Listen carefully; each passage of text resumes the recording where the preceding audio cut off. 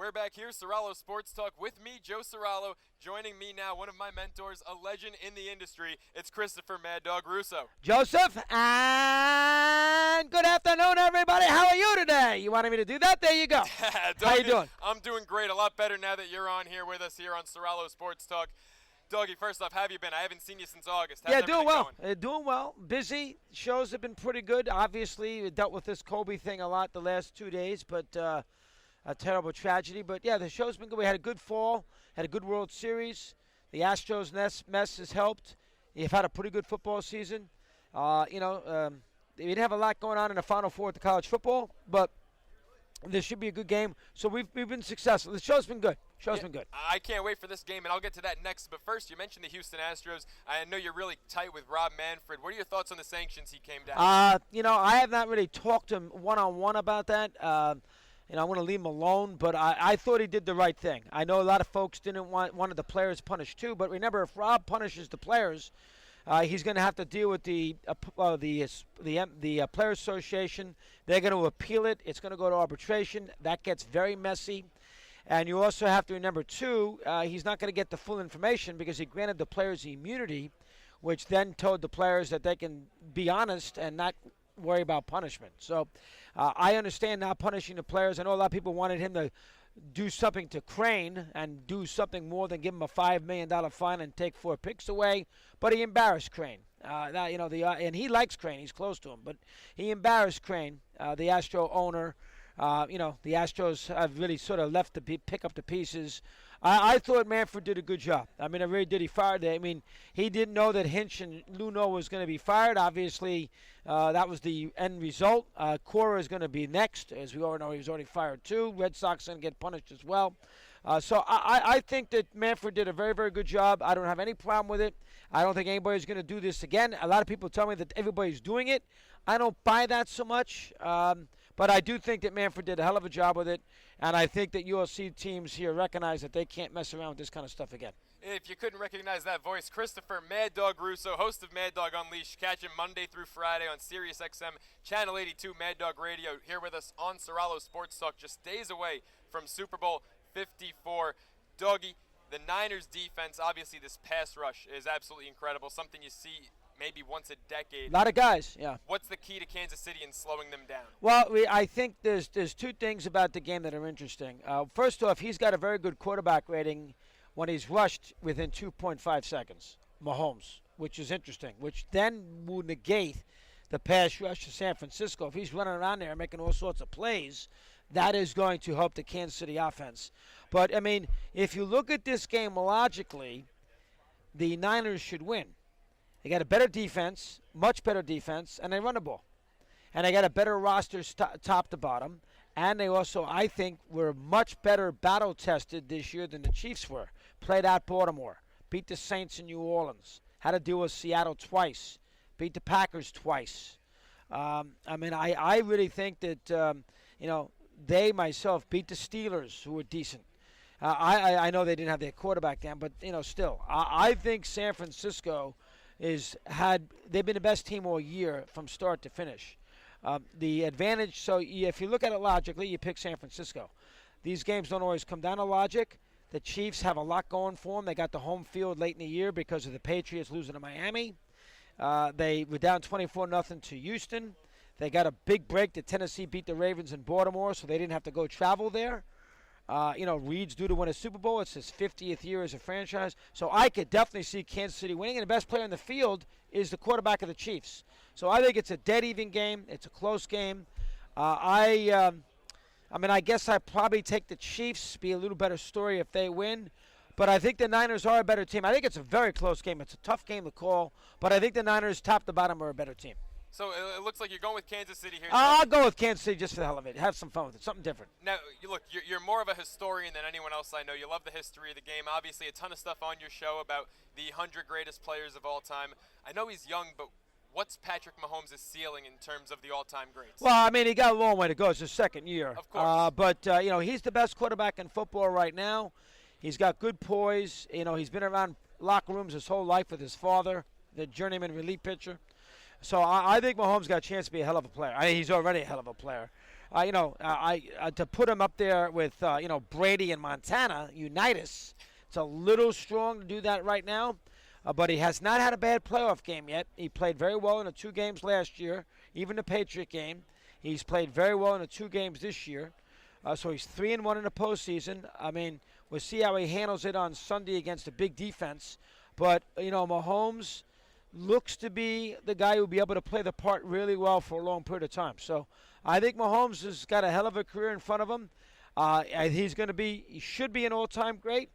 And, what level, what number you're going to put him at remains to be seen, but he should be an all-time great. There's no question about it. Dougie, it's going to be a great game. I'm looking forward to it. Before I let you go, something happened earlier this week on your show. You mentioned, of course, the tragedy of Kobe Bryant's passing. Right. Earl from Austin called in, Earl Campbell. What was that conversation like for you? Well, first off, he was on hold for 25 minutes, so I didn't realize he just said Earl in Austin. He never gave his name to our folks back at the shop in New York, so I didn't know.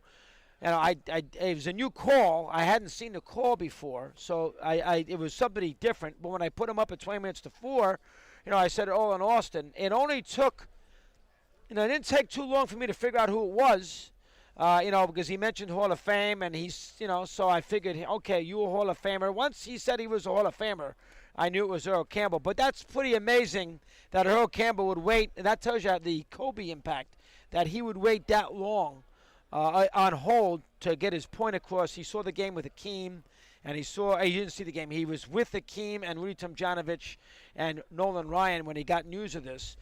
So the fact that he called up and wanted to talk about it, and you could tell he was a listener because he used my nicknames and all that. So he was a guy that listened. And that got 125,000 hits. I could cure cancer. The fact that got 125,000 hits tells you that people just got a big kick out of that. But yeah, that was quite an honor that Earl Campbell waited that long to call on hold to talk. It's a great job. Unbelievable, great stuff. Look, Dougie, I know how busy you are, so I'm going to let you go here. But thanks so much for coming on. Joe, we love you very much. Keep up the good work, pal. Guys, good job. Okay. We'll be right back. Ceraulo Sports Talk with Joe Ceraulo. Stay tuned. WSBU 88.3, The Buzz.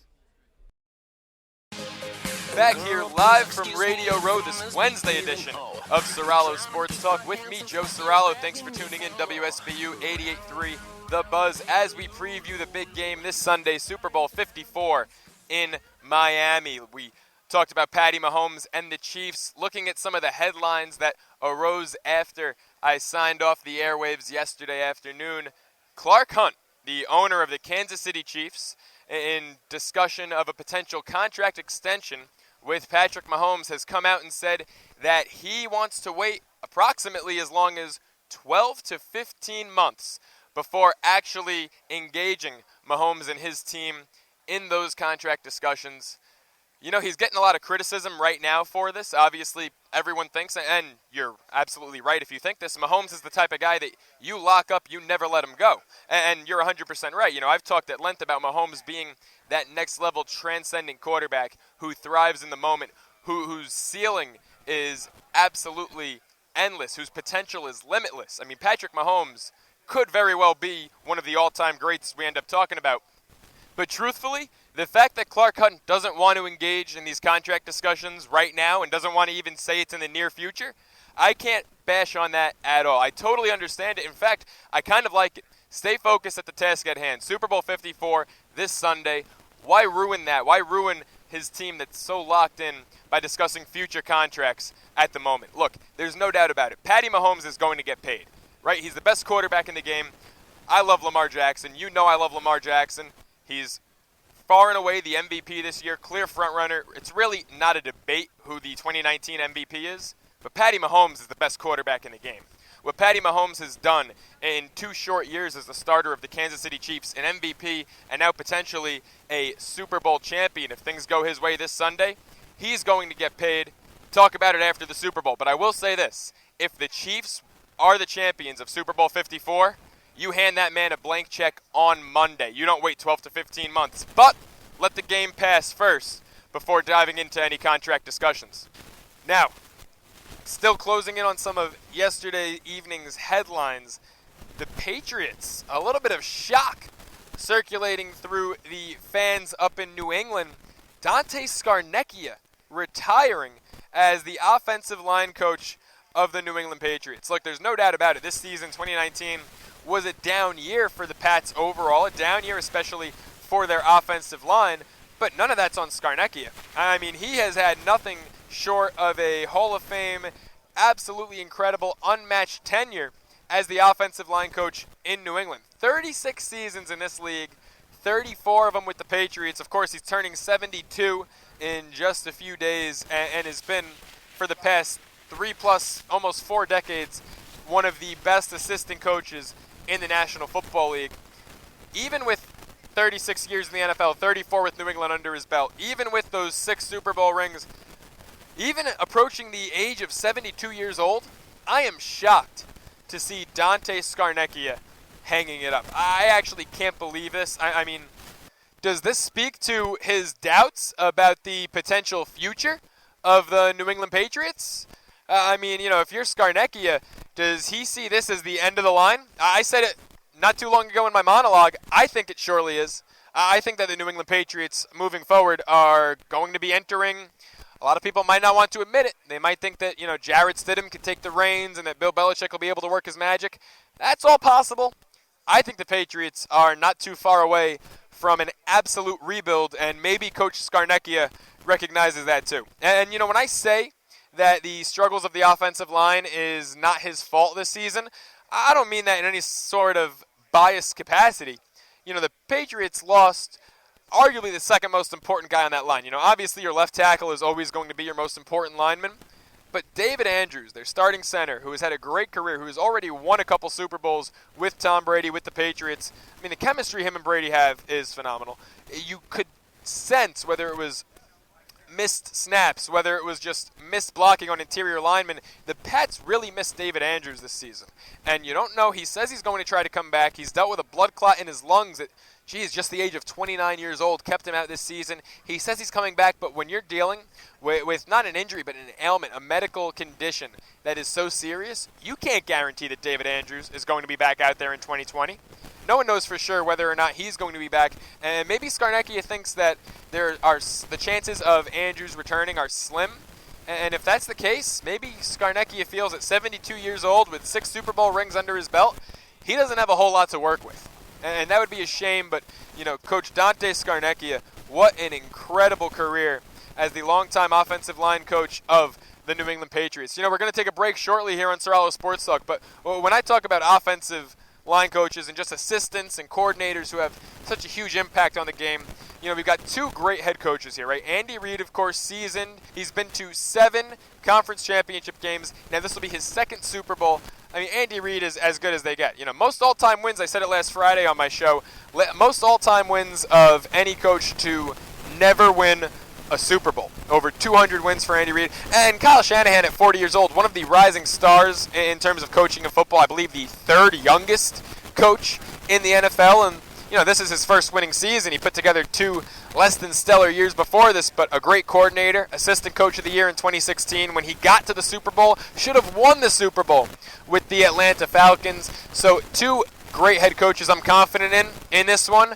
But before we hit the break, I had the opportunity to speak to one of their assistants, defensive coordinator of the Kansas City Chiefs, Steve Spagnuolo, a guy who I've loved since I'm little and since he was the Giants D coordinator back in Super Bowl 42. And I got some great stuff back on Monday night from Spagnuolo. Here's what the Chiefs DC had to say. What's your answer for a guy like George Kittle? How do you slow him down? A guy who's so versatile, both blocking and as a receiver. I've always found it difficult when the key guy is a tight end, especially with a team that runs the football. Because if you commit too much to stopping a tight end, you're going to weaken something in your run defense. So we'll have to balance it out. Hopefully not let Kittle get going, because when they get him going and those running backs running, they're really tough to defend. And Coach, last thing, what clicked with you guys 6 weeks to go in the regular season? What was the big change for your defense? Well, I don't know. Confidence more. I think it's confidence more than anything. We had a couple things go our way. You start winning a few games, sacking the quarterback a few times, get a couple of turnovers, and everybody feels really. Defense is a confidence thing. Once you feel confident and things are cohesive, guys work as a unit, then you have a chance of being pretty good. Thanks a lot, Coach. Good luck. Joe. Great stuff right there from Steve Spagnuolo. You know, when I got that content from Coach Spagnuolo Monday night at Media Night, opening night, I was joined by current radio host, former Denver Bronco legend, defensive end, outside linebacker, Big Al Williams. He was there talking to Coach Spagnuolo right beside me, and when we return, Big Al joins the show, two-time Super Bowl champ. I can't wait for this one, so stick with us. He'll be right on Ceraulo Sports Talk with me, Joe Ceraulo, WSBU 88.3, The Buzz. Welcome courtside. I'm Brendan McDaniels alongside Joe Ceraulo, and it was a defensive half for both teams. As Joe, when you take a look at this first half, both teams tightened it up defensively. Both teams struggled from the field. They both did. The Bonnies shooting just 8 of 22, while St. Louis has done a little better, 10 of 28, but a lot of those shots coming late as they expanded a lead at one point to as big as 7 in this one. Right now, heading into the locker room up 5, the Billikens have the upper hand. One of the big stories in this contest is the freshman Oshuniyi with 2 quick fouls. He had to go to the bench early in the first half, and St. Louis was able to get inside and get some crucial buckets. Yeah, Oshuniyi played under 10 minutes in that first half. He finished with the Bonnies finished with a 26-12 deficit in the rebounding department, and as a result, St. Louis has outscored them 8-0 in terms of second chance points. That's the difference in the game right there, and then some. When you take a look at the St. Louis Billikens, Tremaine Isabel, he had 39 points in his last game on senior night out in St. Louis, and he's picked up where he left off here in the first half. He's been outstanding. Yeah, he's on fire for St. Louis. He's got a couple of threes. Him and Stockard, you saw the two of them jawing together early on. The two of them are each looking to take control of this one and propel their team to the double bye in Brooklyn. Well, on the other side for the Bonnies, it is senior night for St. Bonaventure. Courtney, Stockard, Ladarian Griffin, and Nelson Caputo playing in the Raleigh Center for their final time. And at times they have struggled, but Courtney Stockard is able to muster 11 first-half points. Yeah, Stockard had a good first half. He was able to get to the rim, at times taking the ball coast to coast, popping a 3 in transition, doing whatever he has to do, which Stockard's done for the last 2 years to put the Bonnies in the best position to win.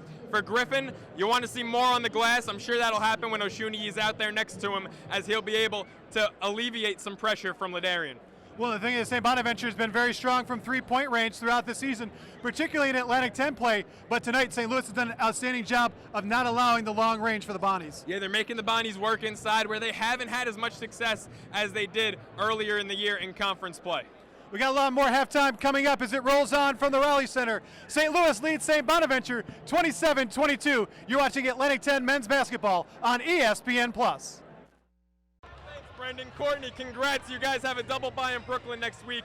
But let's talk about your last game against Davidson. You fouled out in 17 minutes, just 1 point. A frustrating showing for you. How were you able to block that out and move forward today for your final game in the RC? We just wanted to, come back and bounce back. That was the main thing. It was a priority of ours to get that double bye in Brooklyn. And we just wanted to forget about the Davidson game and worry about what we had ahead of us, and we came out here and took care of business. And St. Louis started off really strong today. They had a 5-point lead into the locker room at halftime. They dominated down low. How were you guys able to, without Oshuniyi on the court most of the game, combat them and really fight with them in the paint? It was just a testament of how we played all year. This team showed a lot of perseverance, a lot of resilience, and a lot of patience, and I think that's what we did going into halftime. We knew the game wasn't over. No game is won at halftime, and we came out here, tried to get a few stops to start the half and set the tone, and that's what we did.